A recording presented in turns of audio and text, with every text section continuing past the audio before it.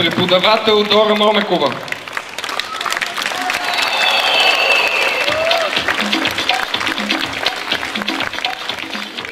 Това е за дишане. Дишане упражнение за дишане. Ако искате, гледайте само. Добре. Да. Сега, правя следното, което е много семпо, много лесно. Значи, слушайте така и от двете страни, защото когато дишаме не само напред, целият гръден пояс, голем пояс по-точно, се разширява. Значи, почваме от пак темпо. За какво казвам? Темпото е страшно важно нещо. Темпото от край до край в една песен е изключително важно.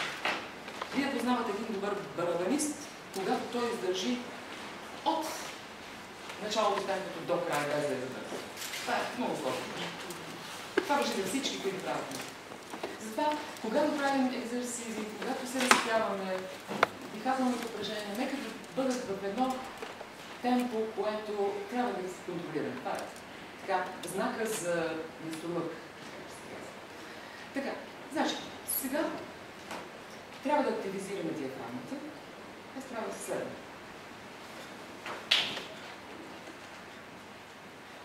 Един тласък напред.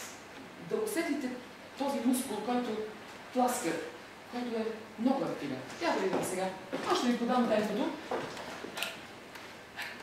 Активно, активно. Да? Да? Да? Това за мен. Да? Да? Още веднъж. Влизете в темпо, влизете в темпо.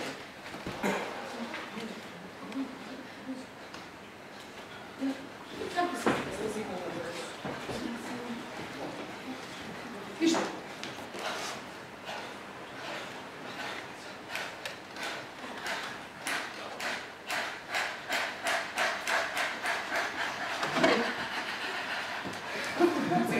Искам да видите. Вижте колко е твърдо. Вижте, като желязо. Това е мускула, който трябва да усетите.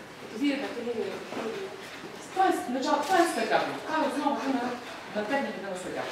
Точно така. Вижте.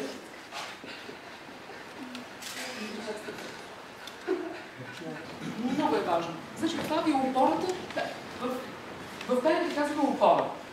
Какво е опората? Диафрагма. Здрав мускул. Правете упражнение. Много е подпиличко. Това е много приятно. Може да седнете. Това е, разбира се, на пръв поглед изключително много просто. Просто едва ли трябва да се спира. Не. Много правете, пак казвам, отделете си на ден 10 минути. И ще релаксирате, и ще се отделите въобще от други мисли. Заедно с другото упражнение, което ви дава за дишане. И това, което е стъкато. И така може и да започнете днес, ако не ставате последния. Трябва да се разпеете. Задължително. Аз това ще ви покажа, когато разпеем всички, ще ви покажа и други упражнения, с които аз се разпявам, които са вече технически, които сменям гръден резонатор с главовия и то в много бързо темпо, но ще се го покажа. Което е малко по-различно от класическото.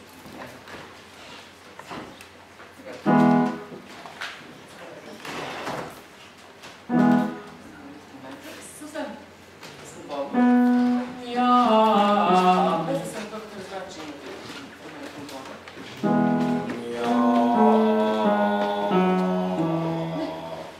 Едно от това високо. Или момент. Значи, малко си от нас започнем.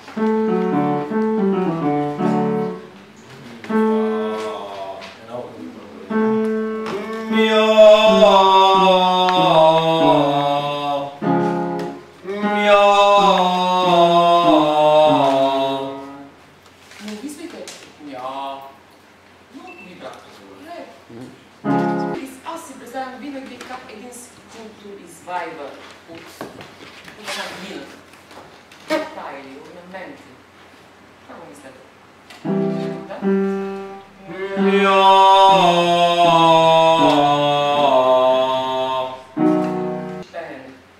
че въздуха, т.е. звукът по-точно, с въздуха напред изхласкан, трябва да се удари ето една точка зад предните зъби, горните, която е тя много важна точка, енергична точка. Трябва да се удари там. И когато мислите как да изкарате звука по-напред, мислете за тази точка. Като фония. Значи, този звук аз трябва да концентрирам точно в тази точка. За да се отсвети максимално тази маска, която ми казвам.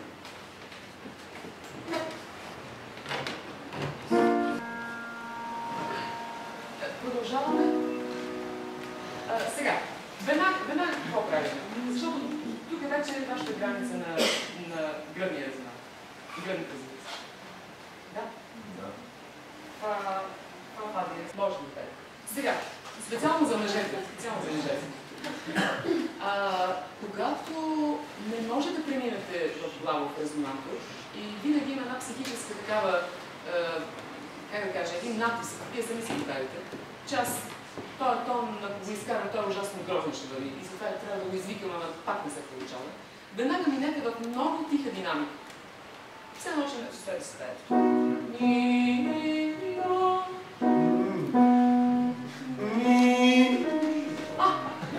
А вече минахте в... Това все още е в гръден резонатор звучи, обаче съм дигнала максимално лицето, широко я съм направила и в една висока позиция съм застанала и изпращам звука нагоре. Тук, в главовите, знаете резонаторите, аз въобще не се спирам на резонатори, защото знаете кое е горе. И вече съм подготвила и мислено съм се подготвила това да звучи в главата. Ето примерно. Разликата между гръдното. Ми, и.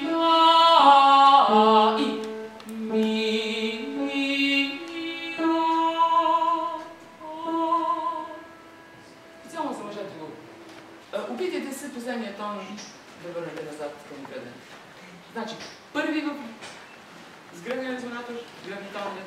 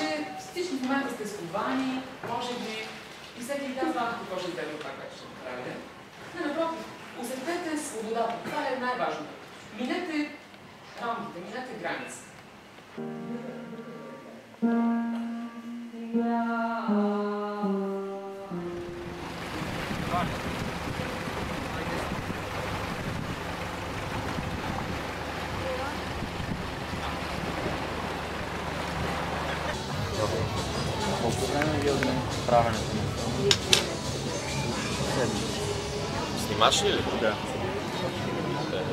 Бяха 18 дни. 18 дни сме. Станахме рекорд. Постпродукция монтаж в България. Да. Постпродукцията ми отне 20 дни. В смисъл монтажа 20 дни. 20 нощни постпродукции. Отидох и звука след това около месец някъде. Правихме, ама не той, който чухме тази вечер. Защото това беше уникално. Днес казах, го знам да Исус филма, някои неща не ги разбирах какво си говоря. Винаги слабото место на българското кино е звука, не знам, защо нещо не може да се оправят с умишлените и с тия работи. Да се надявам сега, там някакъв англичани ще идва за да убеди, че да се надявам там да са окей работи.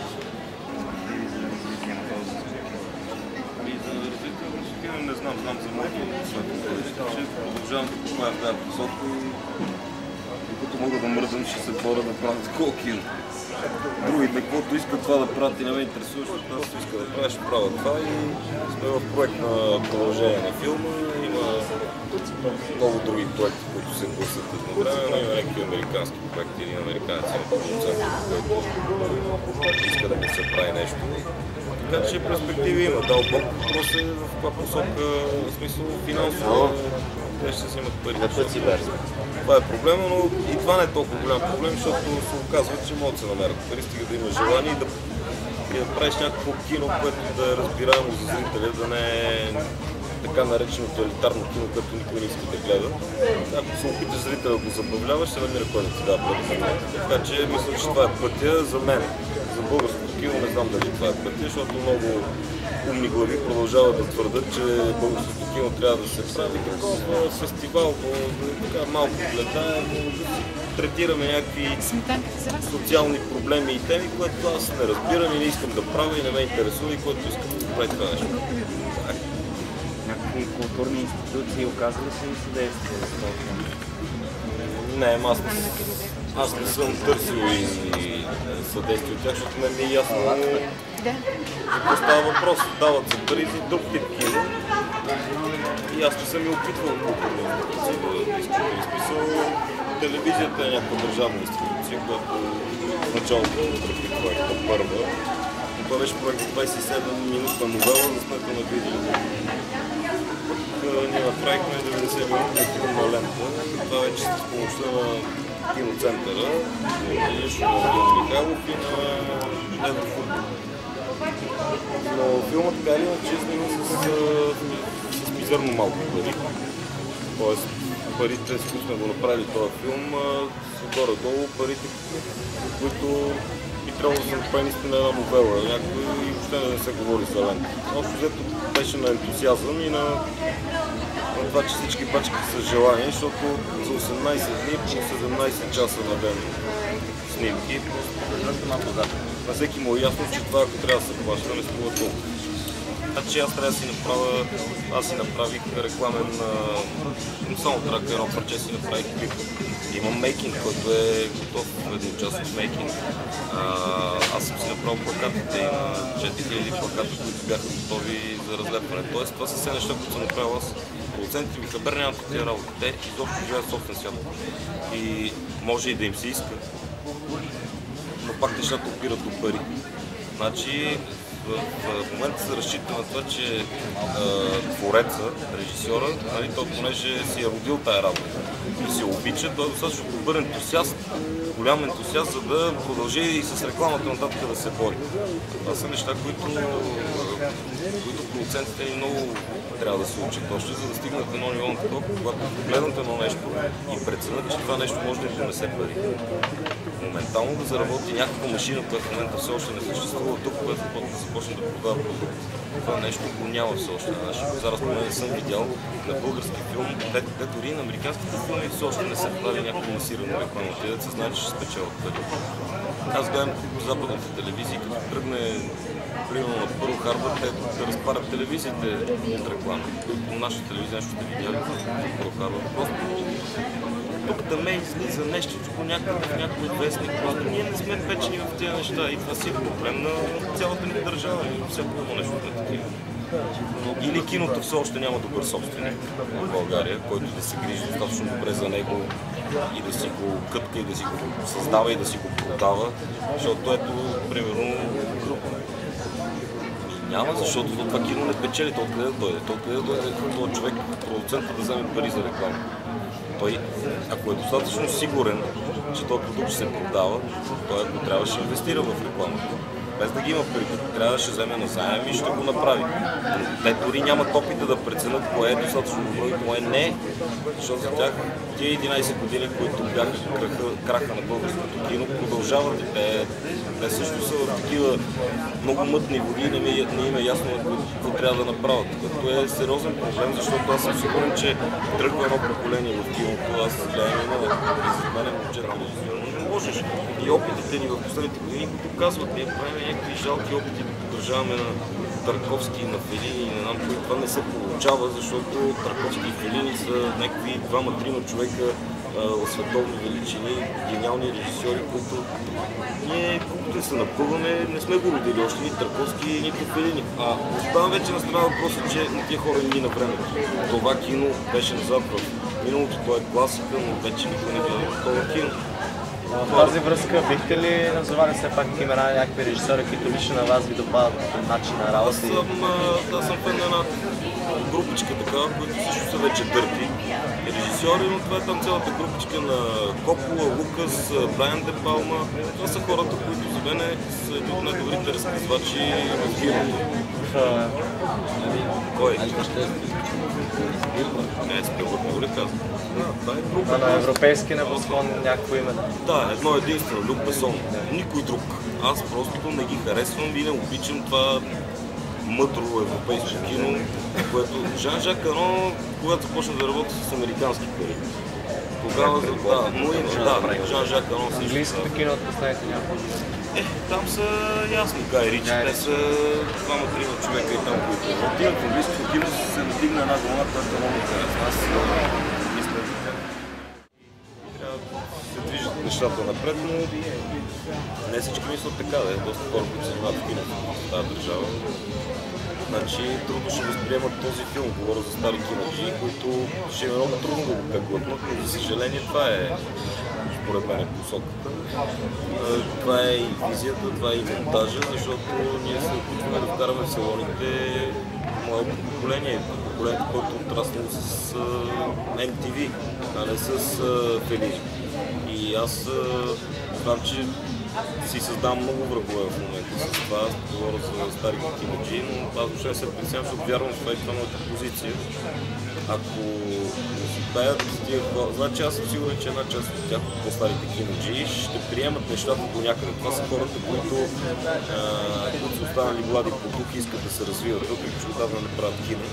Някои от тях са много наясно на къде върват нещата в киното, други, които са страшно запустенели.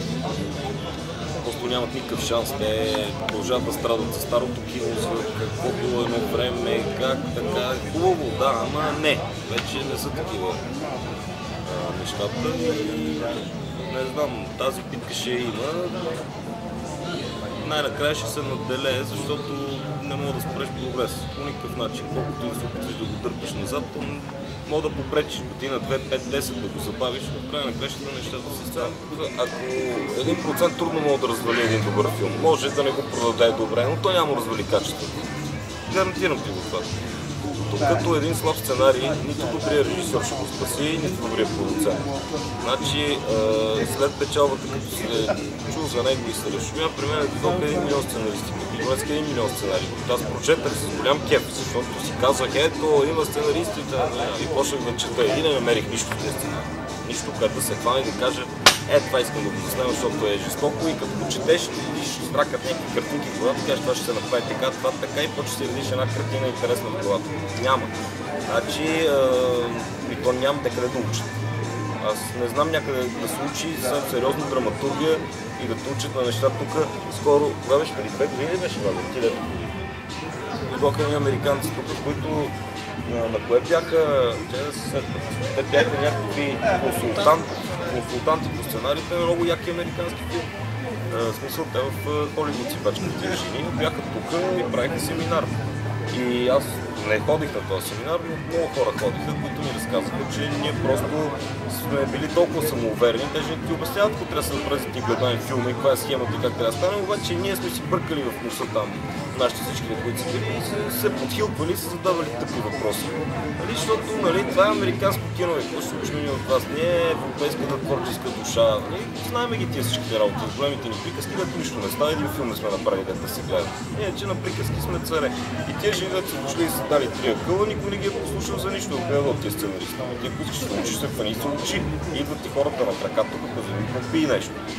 Няма, ние сме супер велики. Това е положението.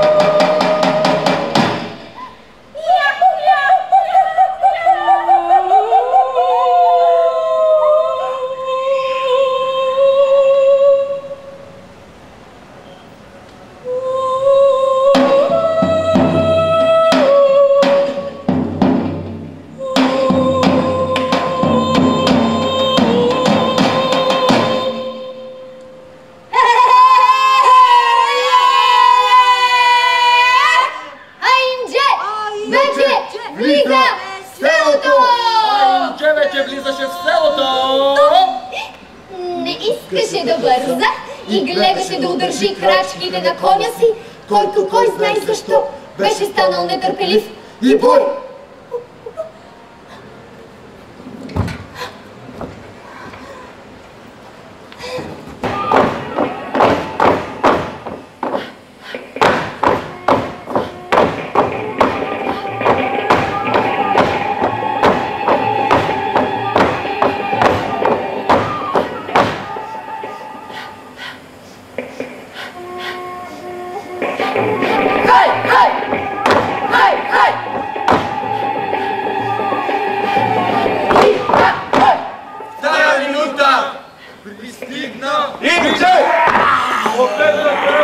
Погледна към селото и бързо да му мисли.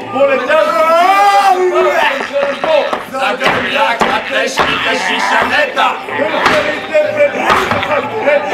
Гърляка с пистолите и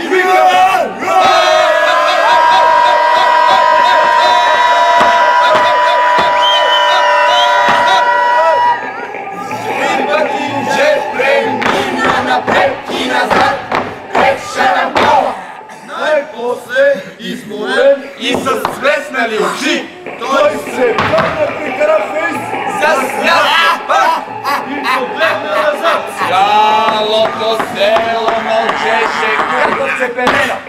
Ей, Зейна!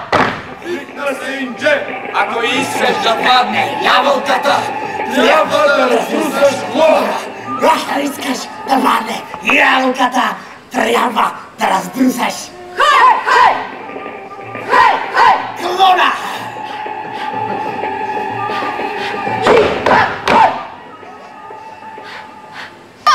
Отве страни към нея птичаха кърчани, момата изпища.